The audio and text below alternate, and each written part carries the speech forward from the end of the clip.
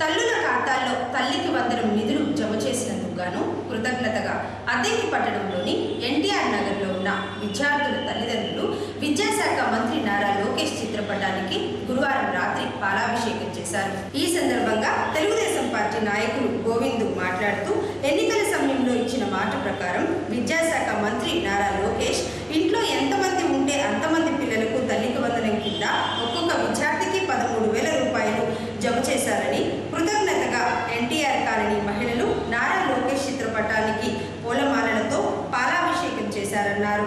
ఎన్టీఆర్ నగర్లో 680 మంది విద్యార్థులకు తల్లికి వందనం పథకం తల్లుల ఖాతాల్లో 13,000 జమ అయ్యాయని, ఒకే కుటుంబంలో 5 పిల్లలకు తల్లికి వందనం కింద 65,000 రూపాయలు తల్లి ఖాతాలో జమ చేశారన్నారు.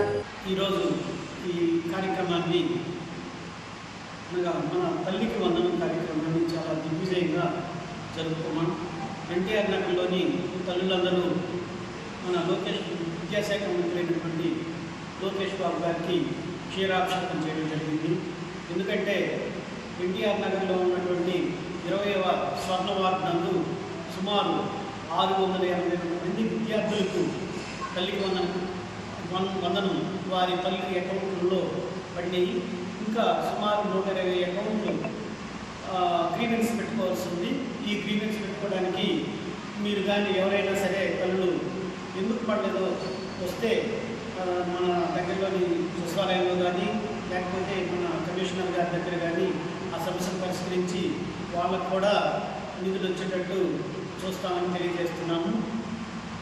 ఈ కార్యక్రమాల్లో పాల్గొన్న ప్రతి ఒక్క తల్లికి మా హృదయపూర్వకంగా పార్టీ తరఫున మేము ధన్యవాదాలు తెలుపుకుంటున్నాము. గౌరవనీయులు మంత్రివర్యులు గారు ఆధ్వర్యంలో మన ఎన్టీఆర్ నగర్లోనే సుమారు 80 సైకిళ్ళు విద్యార్థులకు ఇవ్వడం జరిగింది.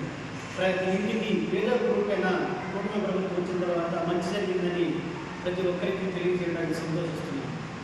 అదేవిధంగా దివ్యాంగులైనటువంటి 15 మందికి 1,50,000 రూపాయలు పెట్టి మన మంత్రి గారు 15 మందికి ట్రైసైకిల్ ఇప్పించడం జరిగింది. ఎన్టీఆర్ గారు రోటరీ క్లబ్ ఆధ్వర్యంలో వారి సహాయ సహకారాలతో ఇద్దరికి వీల్ చైర్స్ కూడా ఇప్పించడం జరిగింది. ఎస్సీ సబ్ ప్లాన్ కింద మన కమిషనర్ గారి సహాయ సహకారాలతో 40 లక్షలతో ఎస్సీ సబ్ ప్లాన్ కింద సిమెంట్ రోడ్డు వేయడం జరిగింది. ప్రజలకు నామమాత్రంతో కరెంటు మీటర్లు ఇప్పించడం జరిగింది. చలికాలంలో ఇబ్బంది పడుతున్న ముసలివారికి స్వెటర్లు, స్కూల్ పిల్లలకి నోట్బుక్స్, అనేక అన్నదాన కార్యక్రమాలు కూడా చేయడం జరిగింది.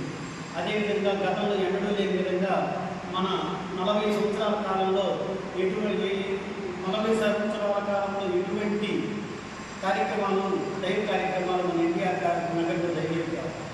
ఈ సందర్భంగా అనేక రకాల దైవ కార్యక్రమాలకి ఇటు మన స్థానిక యువనాయకులైనటువంటి కోనేటి అనిల్ గారి ఆధ్వర్యంలో అనేక దైవ కార్యక్రమాలకి, యజ్ఞ యాగాలకని, అన్నదాన కార్యక్రమాలకని విస్తృతంగా ధన ఆర్థిక సహాయాన్ని అందించడం జరిగింది.